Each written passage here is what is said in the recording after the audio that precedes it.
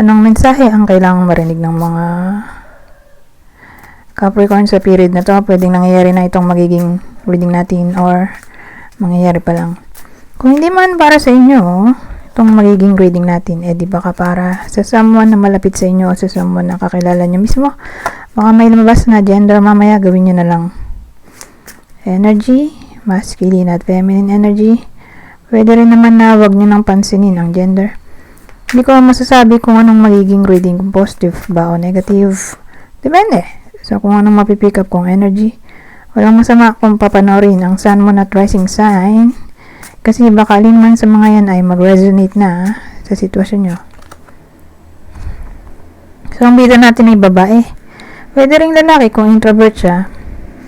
So, yun yung description. Kunin nyo lang yung description na sa tingin nyo ay fit sa sitwasyon nyo. So, again, babaeng tao or lalaki kung introvert. May jowa siya, pero hindi siya kasal. Okay, may karelasyon, pero hindi kasal. Wala ring anak. Pwede rin nagli-live-in, pero again, hindi kasal, walang anak. May jowa lang. Seven of Swords pala to. The World, Judgment. Pero hindi man necessarily negative agad yan. Depende sa lalabas na cards. Maganda naman yung dalawang cards, so hindi siya negative. Okay, kasi minsan, di ba, pag nakita natin Seven of Swords, ay, betrayal agad, dishonesty, di ba? Pero hindi naman ganon. So, pwede magdugtong yung kwento, pwede rin hindi. Okay, madalas naman nagdurugtong, may chance din na hindi. Pero sa case na to, sa tatlong card na yan, ang dating sa akin, magiging madiskarte. Ito, itong video natin sa period na to. So, whether ito mismo yung Capricorn o person niya or kakilala niya. Basta base dun sa description na sinabi ko kanina.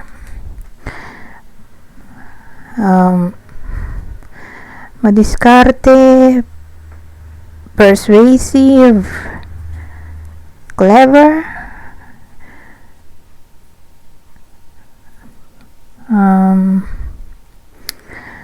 creative.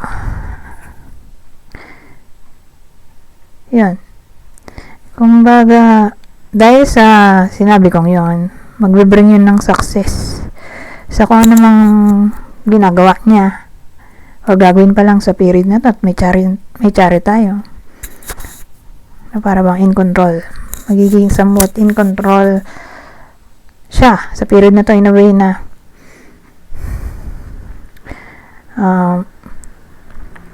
tawag dito, kung ano mang mangyayari, handa, in control, handa siya. Okay, sabihin natin sa buwang buwan okay naman ng sitwasyon niya. Kung maka-encounter man siya ng negativity or problem, maayos din niya agad kasi nga in control siya.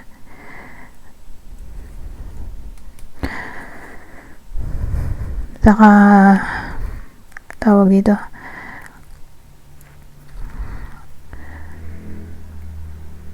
ano ba yung chariot? Disciplined siya. Priority niya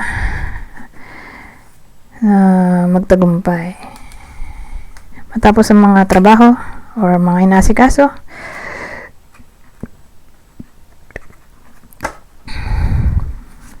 ano yung The World. Maganda rin naman to. Tingnan natin. Ito hindi natin masabi pero sabi ko nga kanina parang ito. Hindi naman necessarily negative agad. Depende sa mga lalabas na cards. Pero dito muna tayo sa The World. So, ang The World natin, can-clarify ng Knight of Swords. Ito, Queen of Pentacles. Karugtong ba sila?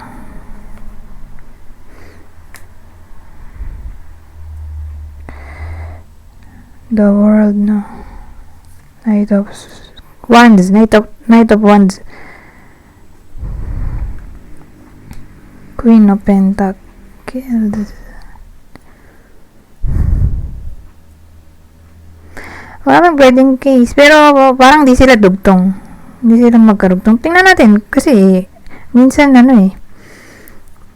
may times na di sila magkarugtong. Pero nung nandito na ako sa huli, magkakarugtong pala sila lahat. Nung ko lang nalaman, magkakarugtong pala sila lahat. Pero sa case na to, kung dito pa lang, mukhang di sila magkarugtong. Surprise! Marami kasing tao so baka ma-surprise yung iba sa inyo for some reason. I-surprise kayo. May mga tao mag-surprise sa inyo or masyusyo kayo for some reason. O may mga sitwasyon na parang nagkaaway pero magkakabati dito. Pero kung magkaaway or nagka-problema, mukhang pagbabatiin. Reconciliation ay posible. Pero dahil maraming ang tao, so may mga taong pagbabatiin yung magkaaway. Whether kayo yung magbabati sa magkaaway or kayo yung may kaaway, pagbabatiin kayo.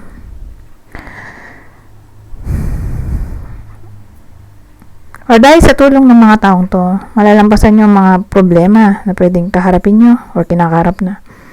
Na parang may tutulong in terms of crisis,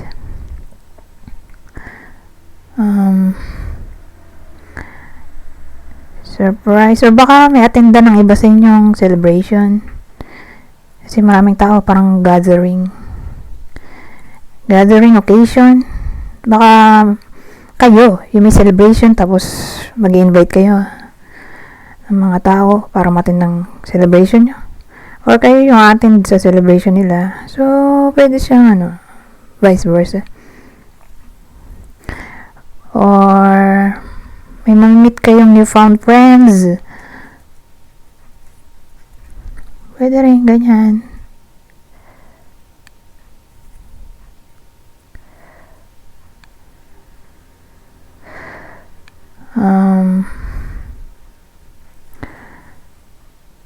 Yan, magiging masaya kayo kasi the world to.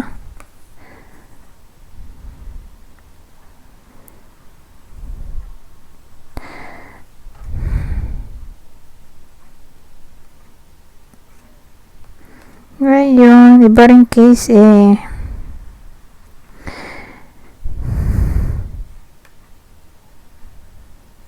promotion or improvement sa topic ng business.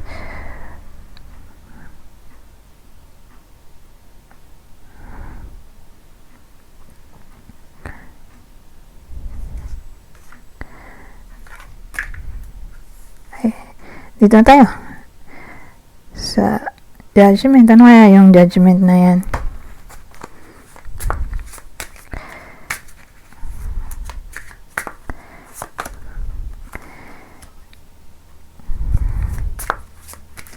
Judgment, strengths. Ano kaya yun?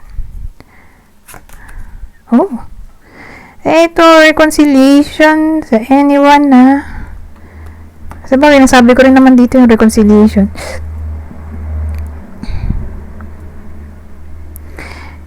Kasi, judgment,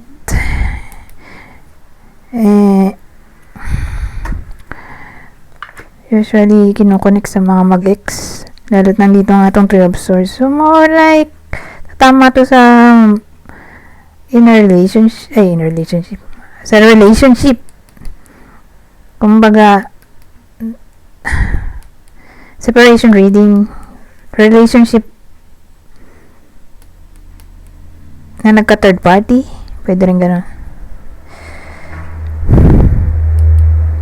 So regardless kung anong cause ng heartbreak dito, mukhang may reconciliation kasi ito may strength in a way na bibigyan pa ng chance yung connection, magiging strong, magbigay ng chance, ganun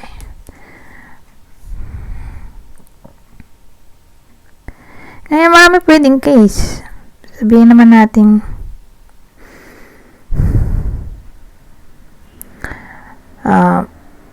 talaga eh. Malabo. Kasi may case na ganun. Ayaw na talaga. Sa topic ng reconciliation, pagod na. So, sabihin natin masyadong toxic yung naging cause ng heartbreak. Magiging ano to, reawakening. Panindigan ng naging desisyon na huwag na makipagbalikan. Kung toxic nga, sobrang toxic yung nangyari. Kasi case to case basis dahil ito general reading. Pero kung ganun nga, na sobrang toxic, yun na yung sabihin natin awakening or tawag doon awakening or reflection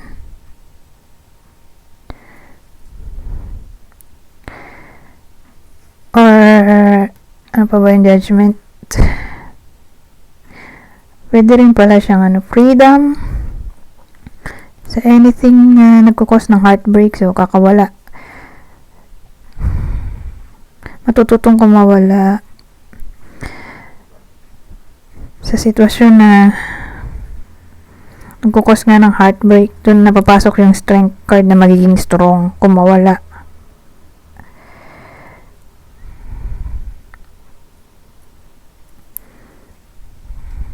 So again, ito ay pwedeng transformation din to or freedom.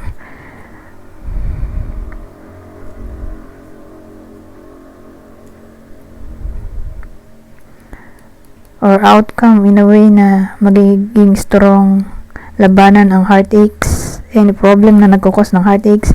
So yan, that's it. So hindi sila magkakarugtong no. Pero kung reconciliation nga sa mag-ex, ito yung possible ex-partner. Kasi maraming pwedeng scenario, diba? So kunin nyo lang yung description, scenario, nasa tingin nyo i-fit sa sitwasyon nyo. So ngayon, ito yung possible ex-partner ng Capricorn sa reading na to. Kung separation reading man, Libra. So ex-partner, Cancer, Gemini. Ngayon, kung di man para sa inyo yung clue, di baka para sa someone na malapit sa inyo, kakilala o idol, ito ang possible zodiac sign niya na baka tamaan ng reading na to. Aries, kapwa Capricorn, Libra.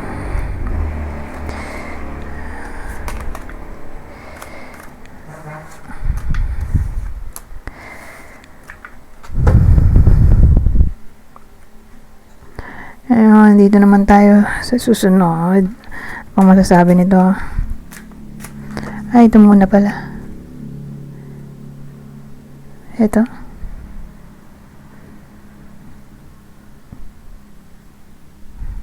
Sige, ito muna.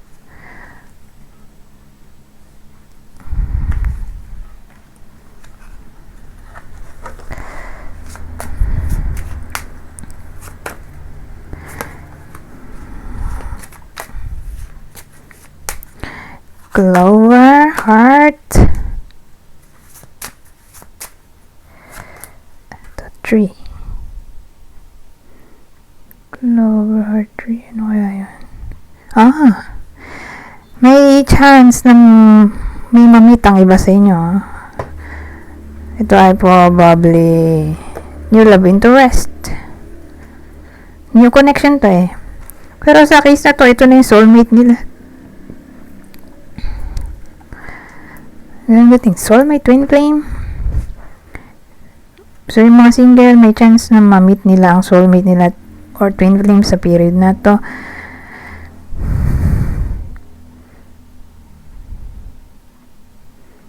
Ngayon, depende. Sabihin natin, may napupusuan na yung iba sa inyo. Whether crush yan or ex, dumating na, halimbawa. At type na ng iba sa inyo.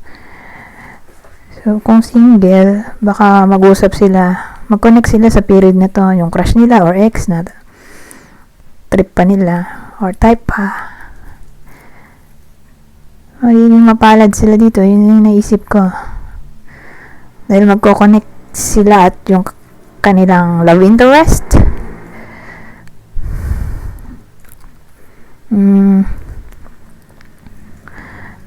Heart. So, Clover Heart at 3. Ano pa bang mabuo dito sa scenario na to?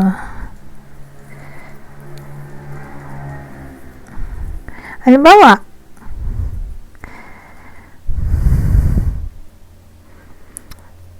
separation reading, reconciliation din kasi to separation or unexpected meeting or connection, conversation, communication mula sa ex-partner, o baka kayo yung all of a sudden magkoconnect sa kanila kasi may times na ganun, naging vice versa yung nangyari. Yung Capricorn yung kumunik sa ex, imbis na yung ex yung kumunik sa Capricorn.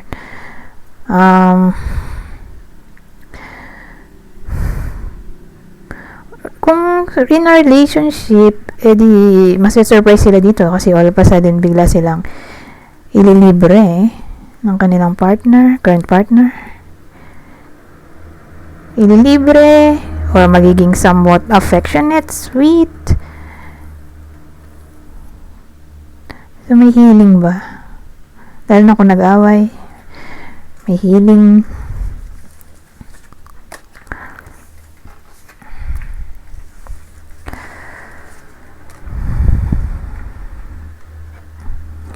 Dagdagan pa natin.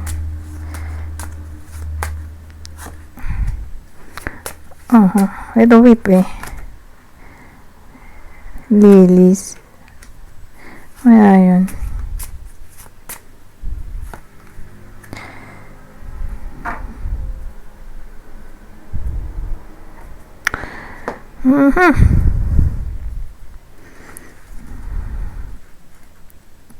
Kasi may whip tayo parang may conflict. Whether nangyayari na to or mangyayari pa lang yung sinasabi kong conflict or arguments, problems na lang in general, challenge. Dito papasok to sa career. Kumbaga, makakaaway yung boss or ewan ko, parang hindi sila magpapansinan or misunderstanding sa boss. Ngayon, kung wala kang trabaho, di baka tumama to sa someone na malapit sa inyo na may trabaho na yun nga, parang magkakaroon sila ng misunderstanding sa boss or ka-workmate nila. Or baka kung dito career, may away sa, ano ba pinagkaawayan? Pera. Yun sa pangalawang senaryo, kundi nga career. So, sino yung kaalitan? Kung sakali pera yan, yung pinagawa yan. Matanda yung nakaaway. Ewan ko sino ba to. Probably lalaki yung nakaaway. So, father, grandfather, or father figure. Kung dito literal na tatay nila o lolo, lalaki, anyone tuloy. Hindi naman anyone, pero specifically, lalaking may edad na, mga 50 pataas, medyo puti-puti na buhok, or tatay na yung, regardless kung anong age, pero tatay na siya, yung nakaaway. So, again, pera yung pinagawayan. Kakilalang tatay na.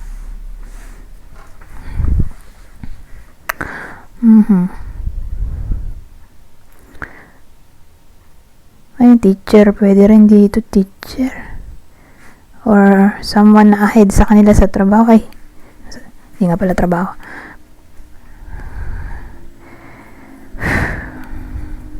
Experiensyado kasi ito kaya naisip ko teacher. Pero hindi nga pala career.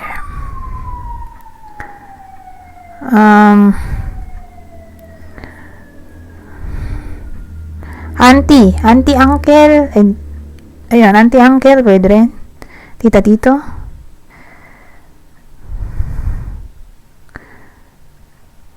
Or, mas matanda sa iba sa inyo, or kung di man matanda, mukha nang matanda.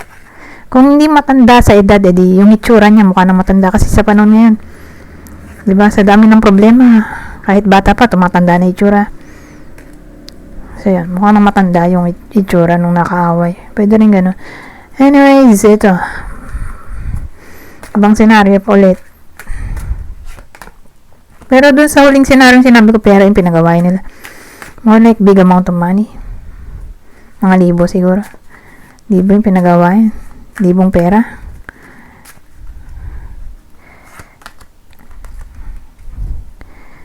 Ito.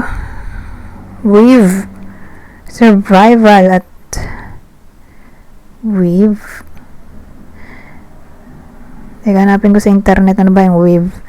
Sapot ba yun? Paghabi.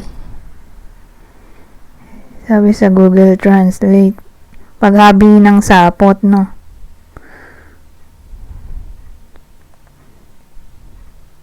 Pagsamahin.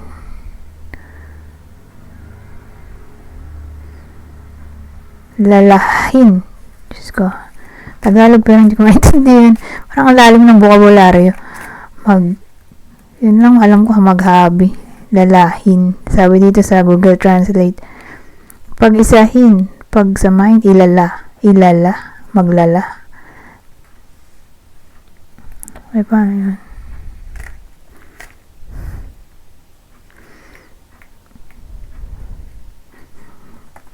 Teka lang, hindi ko kasi alam ang Tagalog nito. Meaning ng weave. So, dito tayo sa English. Oxford Learner's Dictionary. Ito ginagamit ko. To make a cloth. A carpet basket.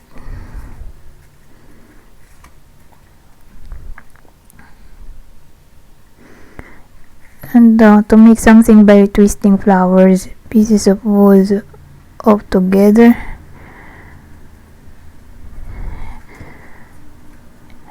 And to move along by running and changing direction continuously to avoid things that are in your way. To put facts, events, details, etc. together to make a story or closely connected whole.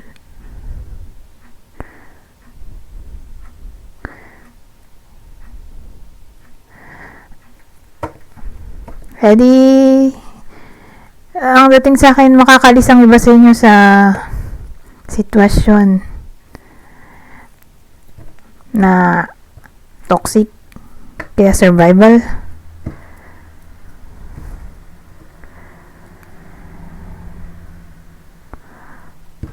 Or, hindi man gano'n na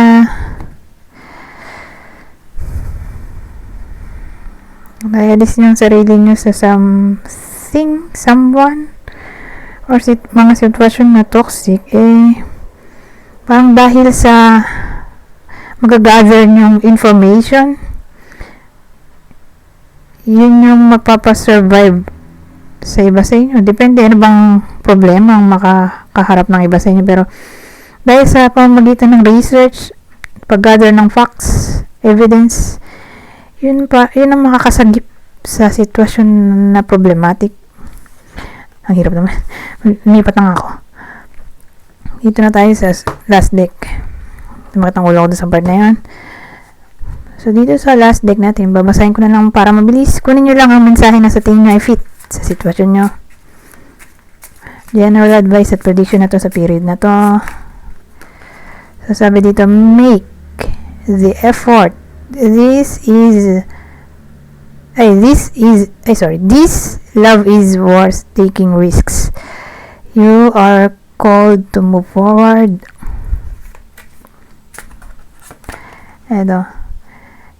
Different paths. You are not on the same page with the person you have in mind. The directions you want to move into are different. At ang huli, boundaries. You need to teach people how to treat you by being clear on what you will or won't allow. Anyways, hanggang dito na lang. Goodbye for now.